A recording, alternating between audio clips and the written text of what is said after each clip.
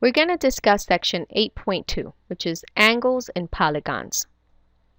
Our objective for this lesson is find the measures of interior and exterior angles. In class, we did this activity and we're trying to find out what the total angle measure is inside of a polygon.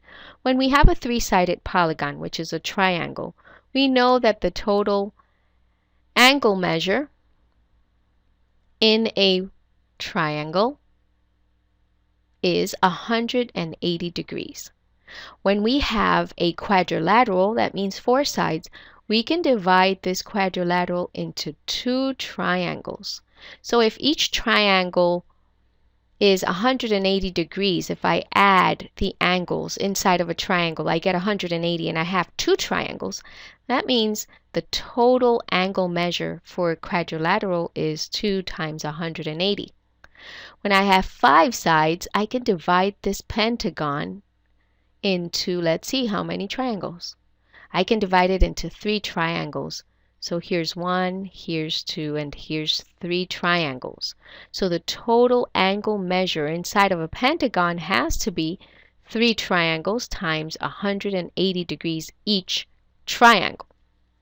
When we have 6 sides, we can divide our hexagon, let's see, into how many triangles? Here's one. Here's another one. And here's another one. So how many triangles is that? I have 1 triangle, 2 triangles, 3 triangles, 4 triangles. So the total angle measure inside of a hexagon would be 4 triangles times 180 each. And then I asked you, do you see a pattern? This would be 1 triangle times 180. This is 2 times 180. When it's 4 sides, it's 2 times 180. When it's 5 sides, it's 3 times 180. And when it's 6 sides, it's 4 times 180. And in class, you notice that the number of sides that the polygon has, we're always going to have 2 less, right? 3 is 2 less than 5, 4 is 2 less than 6, 2 is 2 less than 4, and 1 is 2 less than 3. So that tells me if I call n the number of sides, then if I want to know the total angle measure of an n-sided polygon, I can use the following formula. I can say the number of sides it has minus 2 times 180. And that is the formula you're going to use to calculate what the total angle measure inside of a polygon is. Okay? And here is your theorem, the polygon interior angle theorem, which is what we just said. But I didn't want to just give it to you. I wanted you to see where this formula comes from, and now you know where it comes from. Okay? And here's an example. Find the sum of the measures of the interior angles of a convex heptagon. Oh, and I forgot to say to you that this theorem is for convex polygons. Okay? And this is how you find the total measure of a convex polygon. So let's see, in this example they want us to say what the total is. The first thing we need to do is how many sides does this polygon have? So let's see what n is. N is 1, 2, 3, 4, 5, 6, 7 sides. So n is 7 sides. The total measure, okay, the sum of the measures of the interior angles is n minus 2 times 180. So that equals 7 minus 2, because 7 is my n. N is the number of sides. And this polygon has 7 sides. So 7 minus 2 times 180. That means 5 times 180, which is equal to 009, 900 degrees. That means if I add this angle plus that one plus this one, plus this one, plus that one, plus that one, plus that one, I should get 900 degrees, okay? Don't confuse these symbols for congruent angles. They're not congruent angles because this is not a regular polygon, okay? I'm just showing you what this means, that if I add all of them, I get 900 degrees. Here's my second example. They want you to find the measure of angle A. Well, first I have to know what is the total, right? I don't know what this total comes out to. So let's see how many sides this has. 1, 2, 3, 4, 5, 6 sides. That means n is equal to 6. So how do I know the total angle measure? Well, I use my formula that says n minus 2 times 180. And that gives me 6 minus 2 times 180, which is 4 times 180. And that equals 0 to 720 degrees. So now I can figure out what this angle measures, angle A, because I can add that plus this one, plus this one, plus that one, plus the measure of angle A, and they all have to be equal to 720. So let's write this equation. I'm going to start at angle D. I'm going to say 88 plus 142 plus 105 plus 136 plus 136 plus the measure of angle A has to equal 720 degrees, okay? Because that's what we calculated as the total angle measure, okay? Now we're going to add all of these. I'm going to use my calculator. 136 plus 136 plus 105 plus 142 plus 88.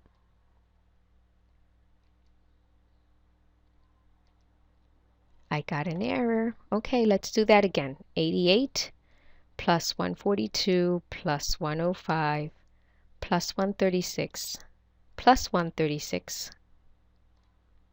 That gives you 607. So you get 607 plus the measure of angle A equals 720 degrees.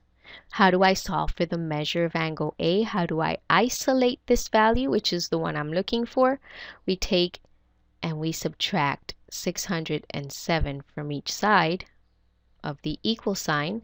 This cancels out to 0, and the measure of angle A is equal to 113 degrees. Okay, and there you have what the measure of angle A is.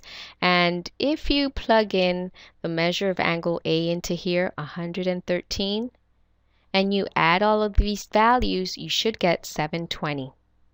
I'm going to go ahead and do it just to check.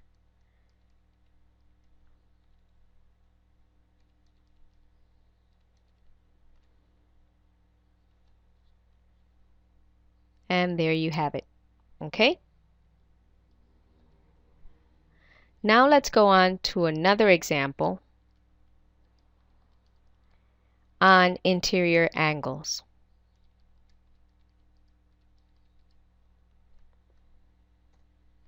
Here's another example.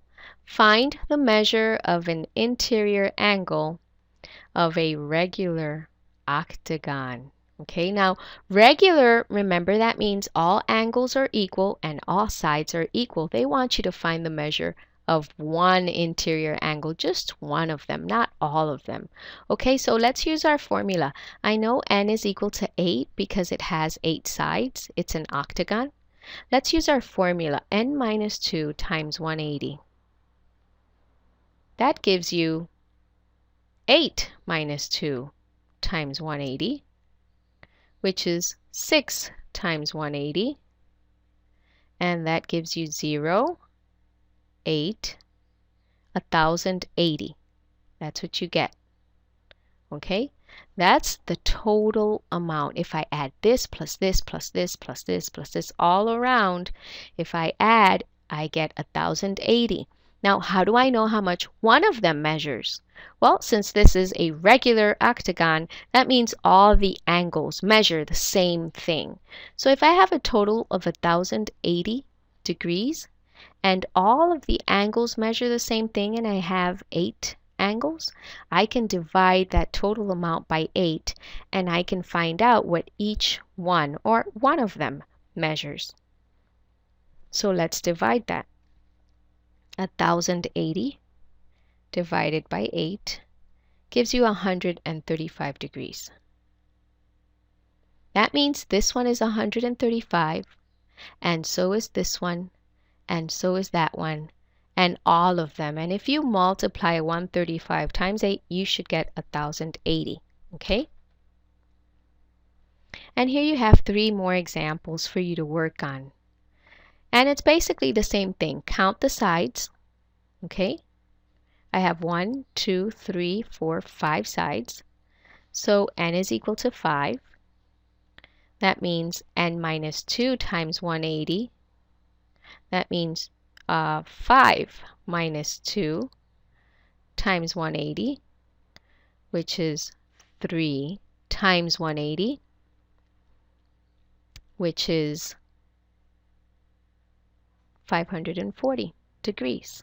Once you have this amount and you have all the other amounts, you write your equation. You want to find what the measure of angle G is. So let's start at 111 degrees plus 118 degrees plus 130 degrees plus 109 degrees plus the measure of angle G.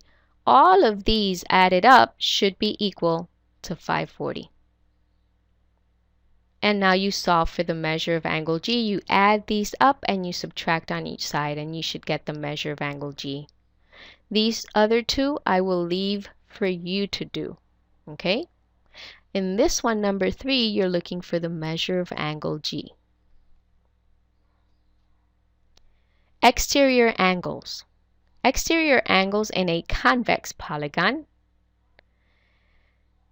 That is going to equal 360 degrees. So angle 1 plus angle 2, angle 3, angle 4, and angle 5.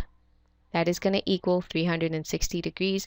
Notice these angles are outside of the polygon, okay? So for this example, find the value of x. Very simple. I know they all add up to 360 by this theorem. So I can write an equation. I can write 85 plus 2x plus 95 plus x. That all has to equal 360. Okay, so I can combine these two like terms, 85 and 95, which is 180. And I can combine 2x and x, which is 3x, and that equals 360. And now to isolate the 3x term, I can subtract 180 from each side. That gives you 3x equal 180, which means x is equal to 60 because I divide by 3 on each side and you get 60. Okay, so x is 60. And here are some more practice problems for you to do. Notice that all the exterior angles here are given except x. So all you need to do is write out an equation, okay? So let's start at this right angle. I know this right angle is 90 plus 73 plus 46 plus 60 plus x. And that has to equal 360 because all exterior angles, the sum of the exterior angles in a convex polygon is equal to 360. So you add these numbers up here, okay, and you do the same thing as I did in the previous example. These here you practice on your own, okay, and you bring the answers to class.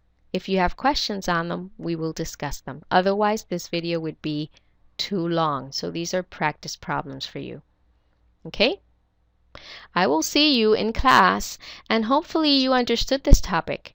If you didn't, go back, hit pause, rewind, fast forward, whatever you need to do, but make sure you go over these, make sure you try them on your own, okay? Practice, practice, practice. You want to be good in math, you have to practice a lot, okay? So I will see you in the next video when we do our next class. Have fun.